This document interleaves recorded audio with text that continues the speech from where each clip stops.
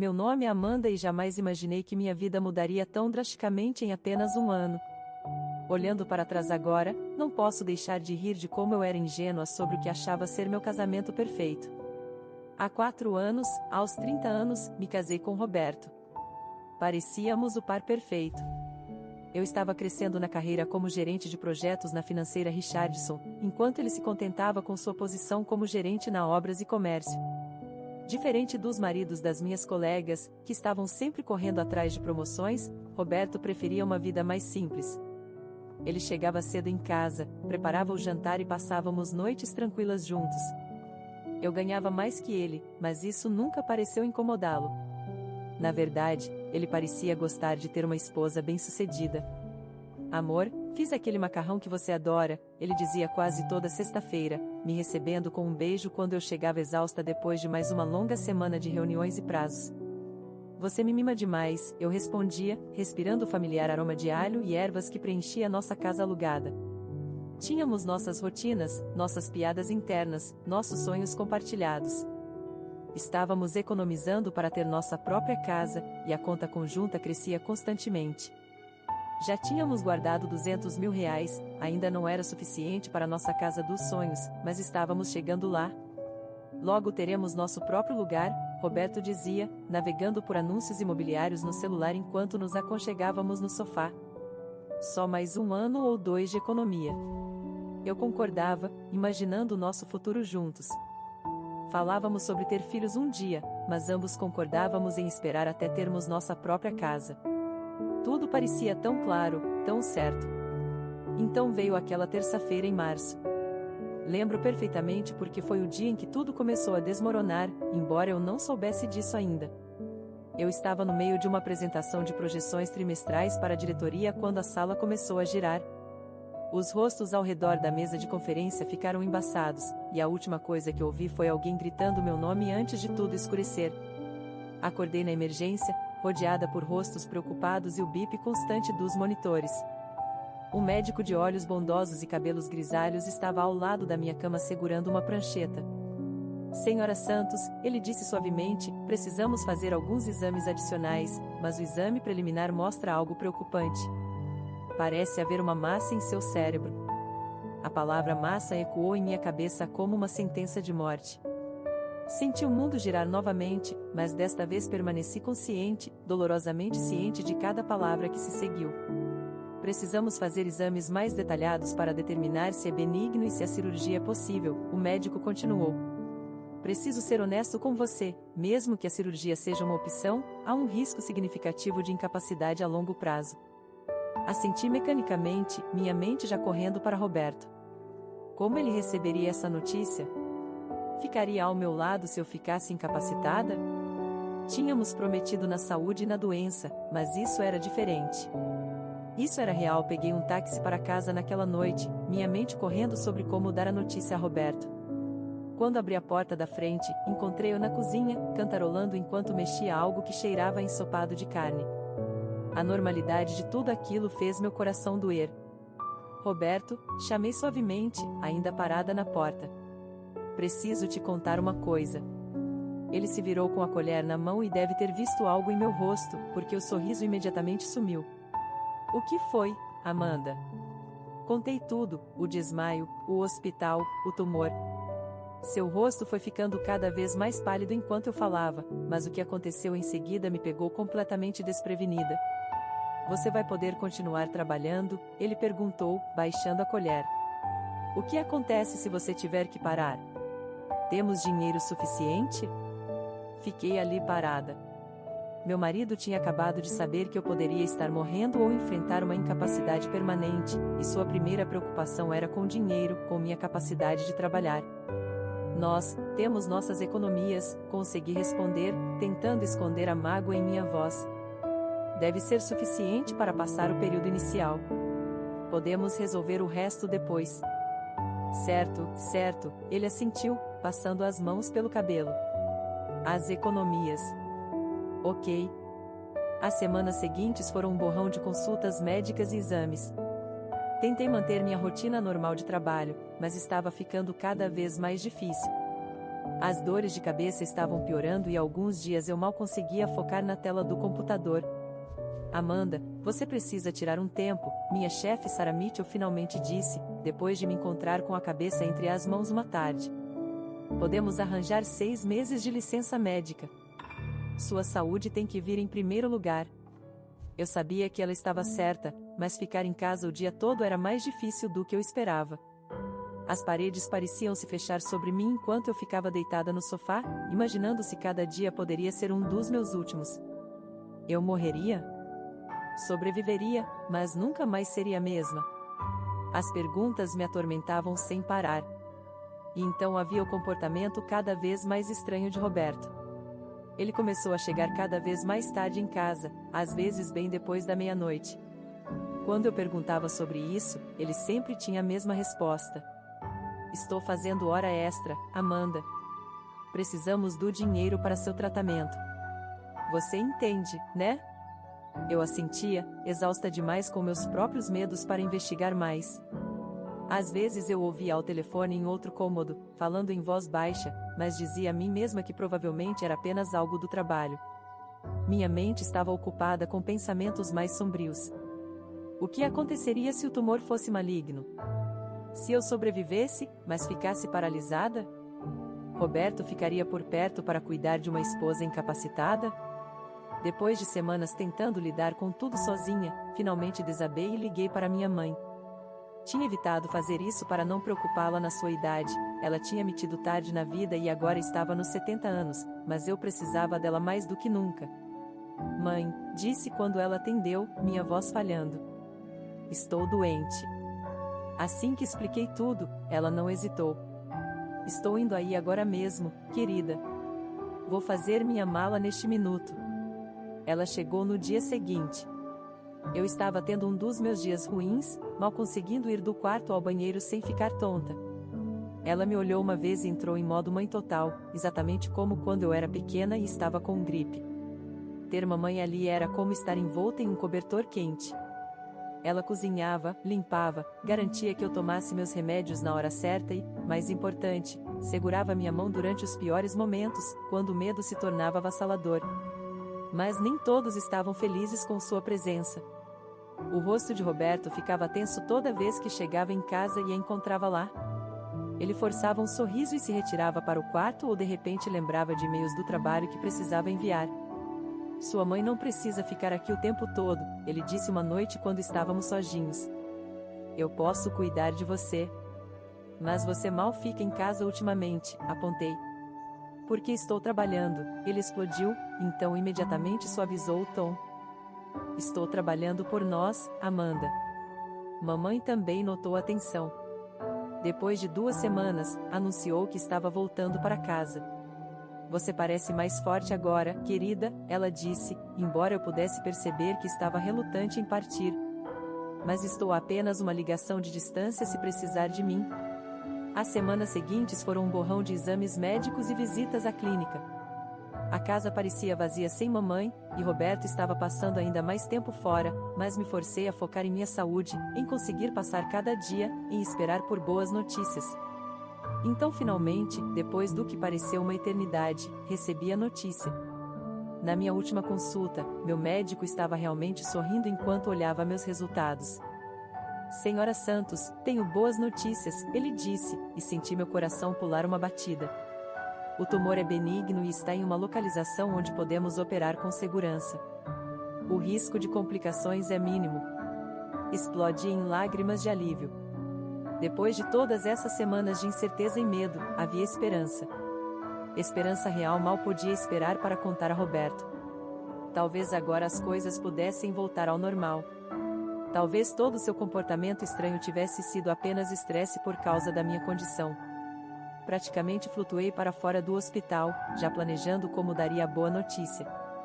Decidi ir direto para casa, esperando encontrá-lo antes que saísse para o trabalho. Coloquei silenciosamente minha chave na fechadura, mas antes que pudesse abrir a porta completamente, ouvi sua voz lá dentro. Ele estava falando alto ao telefone, aparentemente não esperando ninguém em casa naquele horário. Não aguento mais, Sandra.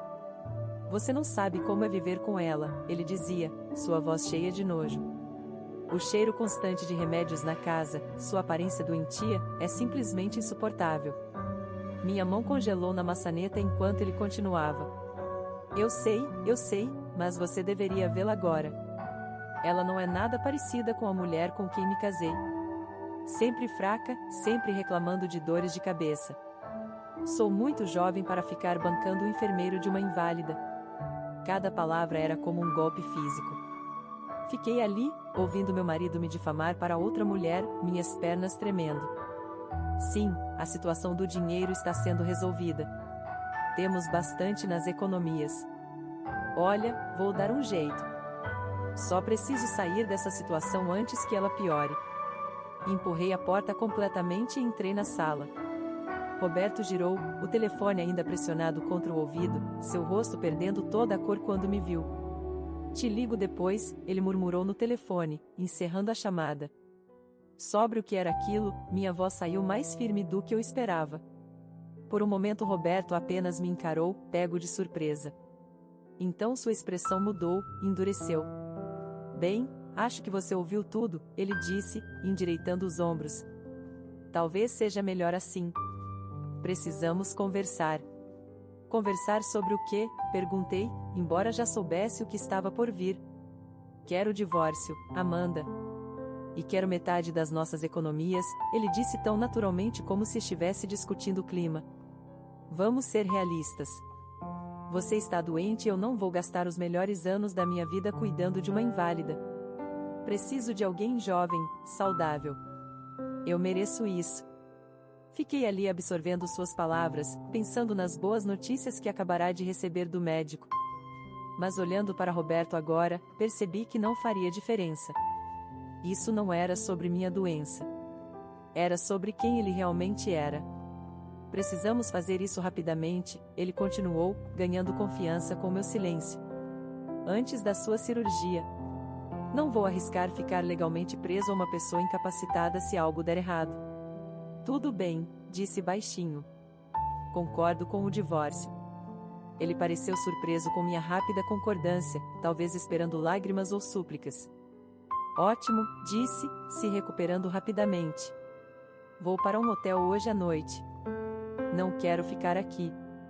Volto amanhã para pegar minhas coisas. Provavelmente é melhor, respondi, minha voz vazia. Roberto pegou sua jaqueta e carteira, nem se preocupando em fazer uma mala para passar a noite. Na porta, ele parou por um momento como se fosse dizer algo mais, então balançou a cabeça e saiu. Depois que Roberto saiu, fiquei parada em nossa sala por o que pareceram horas, deixando a realidade do que tinha acabado de acontecer afundar. Finalmente, decidi começar a empacotar as coisas dele. Não suportava a ideia de vê-lo novamente amanhã. Enquanto me movia pela casa recolhendo seus pertences, meus olhos caíram sobre seu laptop, ainda aberto na mesa de jantar. Nunca fui do tipo que bisbilhota as coisas do marido, mas algo me compeliu a olhar a tela. O que encontrei fez meus joelhos fraquejarem e tive que me segurar na cadeira para me apoiar. Ali, em plena vista, havia uma série de mensagens íntimas entre Roberto e Sandra. Enquanto rolava pelo histórico da conversa, meu estômago revirava. Havia fotos explícitas, detalhes íntimos de seus encontros e, pior de tudo, piadas cruéis sobre mim. Pobre Amanda doentinha, Sandra tinha escrito. Pelo menos a condição dela nos dá mais tempo juntos. Meu Deus, você deveria vê-la agora, Roberto respondeu. Parece um cadáver ambulante. Mal consigo olhar para ela mais. Minhas mãos tremiam enquanto continuava rolando, mas o que encontrei em seguida me fez soltar um suspiro alto. Havia outra conversa, desta vez com Amanda Vieira, a esposa do chefe do meu marido. As mensagens entre eles eram igualmente íntimas, cheias de declarações de amor e planos para encontros secretos. Seu marido desconfia de algo? Roberto tinha perguntado. João é tão distraído como sempre, ela respondeu.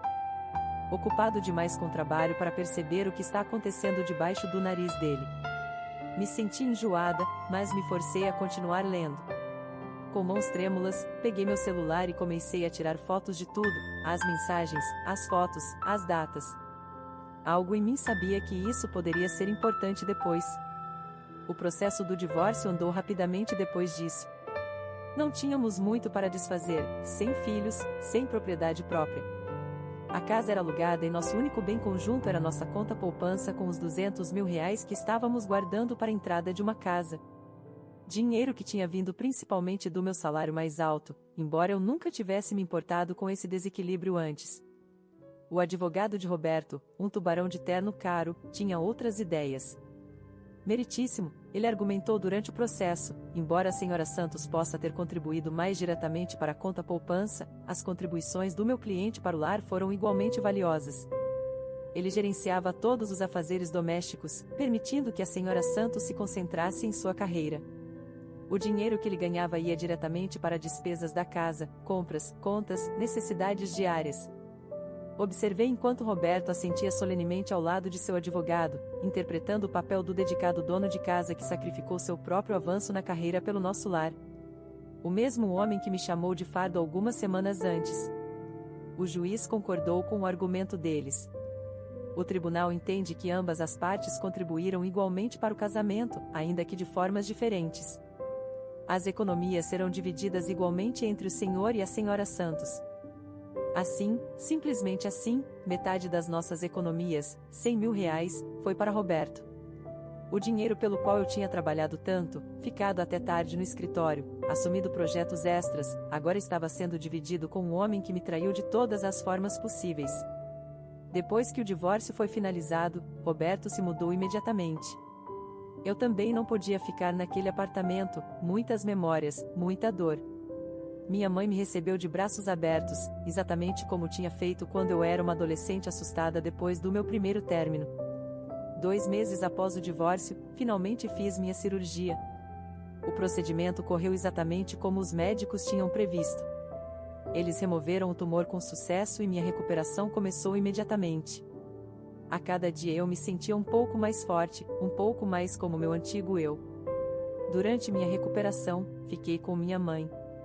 Ela era meu porto seguro, como sempre tinha sido. Mas comecei a notar que ela parecia mais cansada que o normal. Uma noite, enquanto estávamos sentadas em sua aconchegante sala tomando chá, ela pegou minha mão. Amanda, querida, preciso te contar uma coisa, ela disse, sua voz gentil mas firme. Tomei uma decisão sobre meu futuro. Encontrei um lar para idosos maravilhoso, o Jardim do Pôr do Sol. É tranquilo, tem excelentes cuidados e já paguei minha estadia lá. Ela apertou minha mão. Quero passar meus anos restantes em um lugar onde não serei um fardo. Mãe, você não é um fardo. Me deixe terminar, ela interrompeu com um sorriso. Pensei bastante sobre isso. A casa será sua, junto com minhas economias, cerca de R$ 300.000. Você merece um recomeço depois de tudo que passou. Tentei argumentar, mas mamãe tinha aquele olhar determinado que eu conhecia tão bem. Uma semana depois, ajudei-a a se mudar para o Jardim do Pôr do Sol. O lugar era lindo, com jardins e atividades, e mamãe parecia genuinamente animada com este novo capítulo em sua vida. Depois de deixá-la instalada, voltei para o que agora era minha casa. Era estranho estar lá sozinha, mas também pacífico. Pela primeira vez em meses, senti que podia respirar livremente. A vida tem um jeito engraçado de apresentar momentos de timing perfeito. Cerca de um mês após a mudança de mamãe, eu estava sentada em meu café favorito, aproveitando um intervalo de almoço tranquilo, quando ouvi uma voz familiar. Amanda, é você mesmo? Olhei para cima e vi Margarida, a mãe de Roberto, parada junto à minha mesa, seu rosto pálido como se tivesse visto um fantasma. Olá, Margarida, disse, gesticulando para ela se sentar. Não acredito, ela gaguejou. Roberto nos disse que você estava com uma doença terminal. Ela parou, parecendo envergonhada. Não pude deixar de rir. Ele disse que eu estava morrendo? Bem, como você pode ver, estou muito viva. Na verdade, ainda trabalho na financeira Richardson. E mamãe acabou de me deixar a casa dela. Estou planejando vender e comprar um apartamento mais perto do trabalho. O rosto de Margarida passou por uma série de emoções antes de se fixar em algo entre vergonha e satisfação. Sabe, ela disse, se inclinando para frente, Roberto está morando comigo agora. Aquela mulher por quem ele te deixou, Sandra. Ela levou cada centavo que ele conseguiu no divórcio e depois o abandonou. Ele não tem nada agora. Tomei um gole lento do meu café, escondendo meu sorriso atrás da xícara. Não precisei dizer nada, o tom de Margarida deixava claro que ela estava tão enojada com o comportamento do filho quanto eu. Ele fez sua cama, ela acrescentou, balançando a cabeça. Agora tem que deitar nela. Enquanto observava Margarida deixar o café, senti um peso sair dos meus ombros. Eu não tinha desejado mal a Roberto, estava ocupada demais focando em minha própria recuperação para pensar muito nele. Mas saber que o karma tinha lhe dado uma mão tão perfeita de justiça, bem, eu estaria mentindo se dissesse que não me senti bem. Eu estava organizando algumas fotos antigas na sala de estar de minha mãe quando ouvi batidas agressivas na porta da frente. Antes que eu pudesse me levantar, a porta se abriu bruscamente e lá estava Roberto, seu rosto vermelho de raiva e algo mais, desespero. Você mentiu para mim, ele gritou, invadindo a casa como se ainda tivesse direito de estar ali. Sua mãe me contou tudo. Você está completamente bem. Me levantei lentamente, mantendo a mesa de centro entre nós. Saia da minha casa, Roberto. Sua casa, ele riu amargamente. A casa que sua mãe convenientemente te deixou depois do nosso divórcio, junto com todo aquele dinheiro. Ele passou as mãos pelo cabelo, um gesto que eu uma vez achava cativante, mas agora via como teatral. Amanda, amor, cometi um erro. Estava assustado e estúpido. Ainda te amo. Podemos recomeçar? Senti uma raiva fria crescer em meu peito. Você é um traidor, Roberto. Me abandonou quando eu estava doente. Me traiu. Não quero nada com você. Porque você não me contou que estava melhorando, ele exigiu. Por que não me contou sobre os planos da sua mãe de te deixar tudo isso? Sua voz falhou com o que ele provavelmente achava que era emoção, mas eu reconhecia sua ganância. Quer saber por quê? Dei um passo em sua direção. O dia que descobri que meu tumor era benigno, o dia que corri para casa para te contar as boas notícias, foi o mesmo dia que te ouvi ao telefone com sua amante, falando sobre que fado eu era. Ele teve a decência de se encolher com isso, mas se recuperou rapidamente. Isso não é justo, Amanda. Você deliberadamente escondeu a herança da sua mãe durante o divórcio. Metade disso tudo me pertence por lei. Não, não pertence, disse firmemente. Mamãe me deixou esta herança depois que nosso divórcio foi finalizado. Você não tem direito a nada. Ele estava gritando agora, seu rosto ficando mais vermelho. Você sabia que isso estava por vir. Você e sua mãe planejaram isso. Esconderam bens durante nosso processo de divórcio. Isso é ilegal. Vou processar você, Amanda. Vou te levar ao tribunal e provar que você deliberadamente ocultou futuros bens durante nosso divórcio. Você vai ter que me dar metade de tudo. Fiquei na sala de estar de minha mãe observando a explosão de Roberto com uma calma que parecia enfurecê-lo ainda mais. Quando ele finalmente parou para respirar, caminhei até minha escrivaninha, peguei meu celular e abri as fotos que tinha salvo meses atrás. Antes de continuar com suas ameaças, disse calmamente, acho que você deveria ver uma coisa. Levantei meu celular, mostrando a ele as capturas de tela de suas conversas com Amanda Vieira, a esposa de seu chefe. A cor sumiu de seu rosto. Você se lembra da Amanda, não é? A esposa do João, seu chefe. Passei pelas mensagens lentamente, deixando ver cada detalhe comprometedor. Imagino o que João acharia dessas mensagens. Das fotos. De todos aqueles almoços que você passou com a esposa dele enquanto dizia estar fazendo hora extra. Você não faria isso, ele sussurrou, mas sua voz tinha perdido toda a bravata anterior. Estou tentando me recuperar de uma doença séria, Roberto. Não preciso desse estresse. Não preciso das suas ameaças. Não preciso de você invadindo minha casa fazendo exigências. Me deixe em paz ou João recebe cópias de tudo. Sua escolha.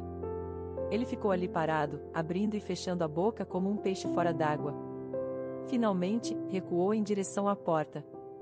Você mudou, ele disse, acusador. Não, Roberto. Só parei de ter medo.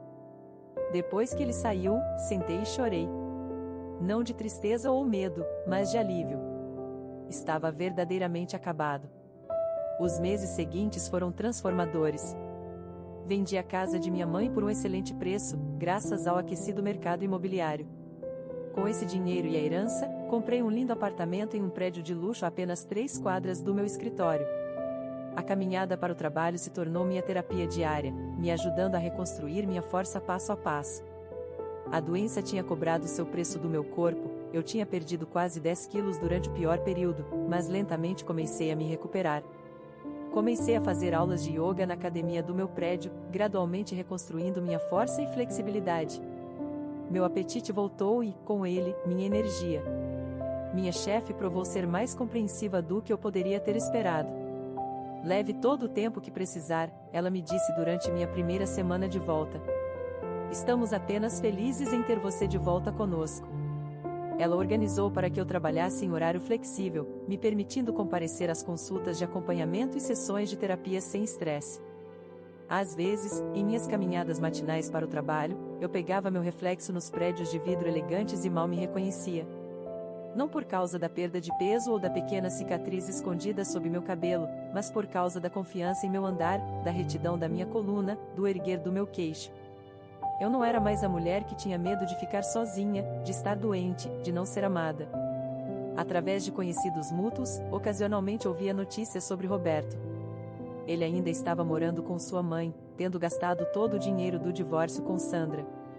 Aparentemente, teve que deixar seu emprego na Obras e Comércio, embora eu nunca tenha perguntado se pediu demissão ou foi demitido. Não importava mais. Minha mãe prosperou no Jardim do Pôr do Sol, fazendo novos amigos e começando a pintar com aquarela. Eu a visitava todo domingo e nos sentávamos no jardim, bebendo chá e conversando sobre tudo e nada. Ela nunca disse eu te avisei sobre Roberto, nunca me lembrou que tinha tido dúvidas sobre ele desde o início. Em vez disso, ela sorria para mim com orgulho e dizia, você está florescendo, querida. Ela estava certa.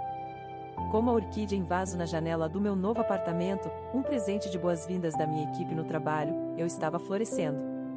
O tumor, a traição, o divórcio, eles não tinham me destruído. Tinham me forçado a criar raízes mais fortes. Fim da história.